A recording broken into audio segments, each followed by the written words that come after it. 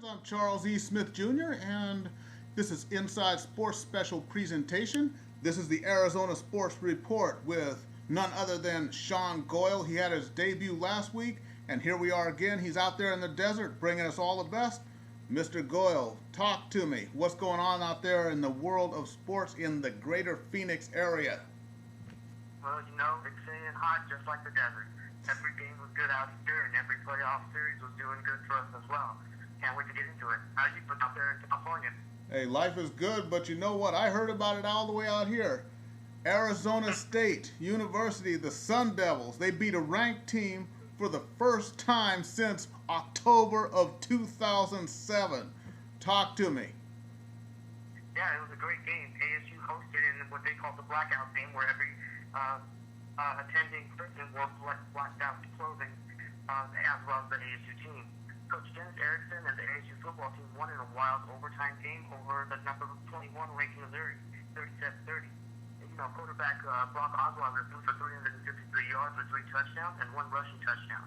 He started the game off right, leading 30-16, but it looked like ASU was going to have trouble closing this one out, as Missouri quarterback James Franklin opened the fourth quarter with a 25-yard touchdown to LaDainian Washington, and then they tied it with a 3-yard touchdown to Michael Lemieux, taking the game into overtime. In the final 12 seconds, Missouri coach Gary Pingle tried to ice the kicker to make sure he would miss the kick. Unfortunately, it was his own kicker that he did that to, and he did it twice. Yeah, that was an interesting strategy. I'd never heard of that, actually icing your own kicker. That's what I like about one of the unpredictable things about college sports is not just from the players, but sometimes from the coaches. You just see some of the most unlikely and strange and odd things that you would ever even dream of, and it leaves you thinking even days later, what exactly happened? And when it comes right down to it, well, we don't really know. You know, it's funny. Later he stated that he was actually trying to draw the linebackers offside to go ahead and get the extra down. You know, either way, it was a great win for ASU for their upcoming opponent. All right, and ASU, they have to go. They're finally ranked now for the first time since September 2008. They go on the road now to play the unranked Fighting Illini. So how do you like their chances against Illinois there, man? You know, to be honest with you, after taking a look at both teams, they seem evenly matched up when it comes into this game. ASU ranking at 22 now should bring some force into the game. And both teams right now are 2-0. So one of them is going to be leading the game with a blemished record. Hopefully that's going to be ASU because they're going to be getting prepared for the upcoming USC game as well. Exactly, and they got SC coming up and then Oregon State after that. So hopefully they don't get caught looking ahead and they can stay focused. And you know, this happens sometimes when a team accomplishes something, it's early in the season, but you know, you still have to focus on the other things. So Dennis Erickson, one thing he's going to have to do is just keep this group focused at the task at hand, one game, 1 week at a time. This week it's the Illini. Yeah, and I would recommend he definitely stays focused in that manner, especially with the record that ASU's been holding for the last 10, 12 years, knowing that they haven't been the greatest team in the world. This is their opportunity, starting with an unblemished record, you know, hoping to go ahead and get 3-0, and then facing USC with some serious power. All right, perfect. So best of luck, of course, to ASU Sun Devils and all of their great fans out there. Let's go ahead and move on to the Diamond. And when I say the Diamond, of course, I am talking about the Diamondbacks. Talk to me. How are those D-backs doing? They're still rolling along, but not without a little bit of controversy from what I understand. Yeah, definitely. They had a little bump in the road in this last loss. Now, the Diamondbacks visited the Dodgers in a 3-game series, taking it 2-1, and losing last night 3-2. This was an intense battle as both dugouts began yapping at each other in Game 2 after a wild pitch from Kuro to Parra almost hitting him between the eyes. Kuro's next pitch was crushed out of the ballpark, and as Parra enjoyed the sight, he took his time running the bases. In last night's game, starting pitcher Clayton Kershaw was ejected in the 6th inning for hitting Parra as revenge for him admiring the home run in the previous game. This loss leaves the match's number at 6 with a 7-game lead in the division.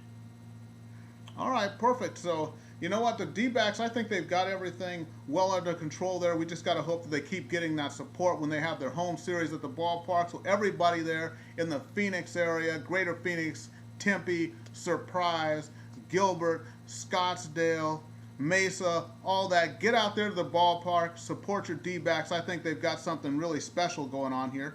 And, manager Kirk Gibson, he's really getting it done, motivating those boys.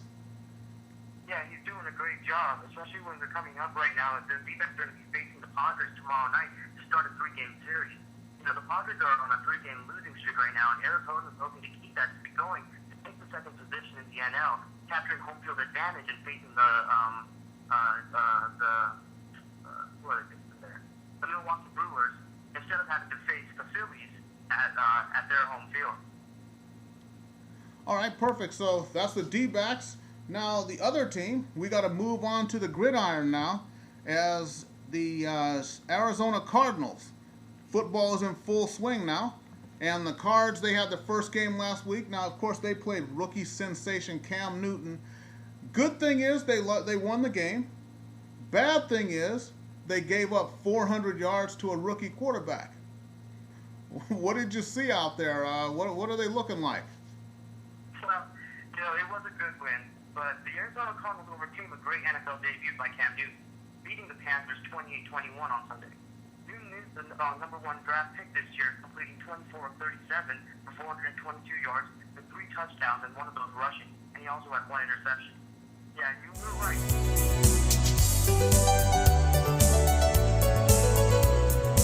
On the Cardinal side, looking back to Peterson had actually a really long day at quarterback, as Steve Smith caught 8 passes for 178 yards and 2 touchdowns to welcome the rookie to the NFL. Now, Peterson did redeem himself, though, returning an 89-yard punt return for the go-ahead lead in the fourth quarter. It was looking really good. Finally, what we went to was Kevin Cobb airing it out. He had a good game connecting on 18 of 27 passes with 309 yards and 2 touchdowns. His main connections were Larry Fitz, who had 3 receptions and 62 yards, as well as Bernie Doucette, who had 3 receptions, 105 yards, and a TD. But what I was really impressed with was the running game. Being Wells over the year really hasn't been that productive, and his run game was strong, doing 18 carries, totaling 90 yards and 1 touchdown. I love the way he ran up the middle and kept it strong. Now, obviously, with this being the first game of the season, I see the team getting a lot stronger as the season progresses. All right, so, well, let me ask you, though, with the amount of yardage they gave up, though, through the air, how does that look? We talked about their linebackers because they lost Dansby last year, and then this season they're losing Cromartie out of the backfield in the deal to bring Kevin Cobb here. Was this kind of an aberration, or are we going to see, if we see Rex Grossman throw for 400 yards against them this week in Washington, I think they got problems.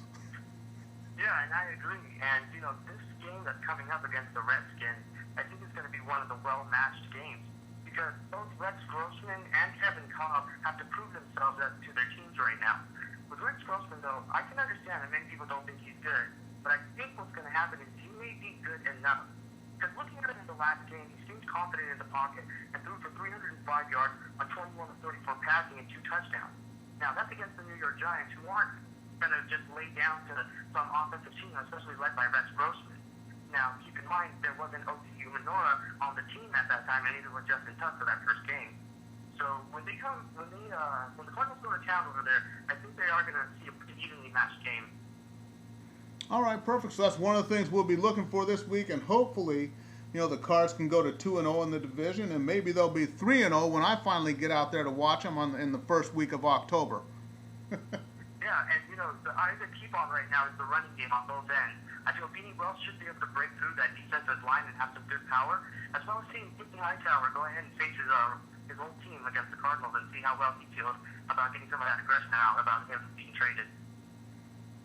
All right, perfect. We got to wrap it up. And Mr. Goyle, it has been an absolute pleasure bringing us all the best from the desert. Thanks for having me, Charles. All right, fantastic. Okay, Inside Sports fans, remember every week the Arizona Sports Report. That's our newest thing with Sean Goyle out there in the desert. And for now, we'll see you all later.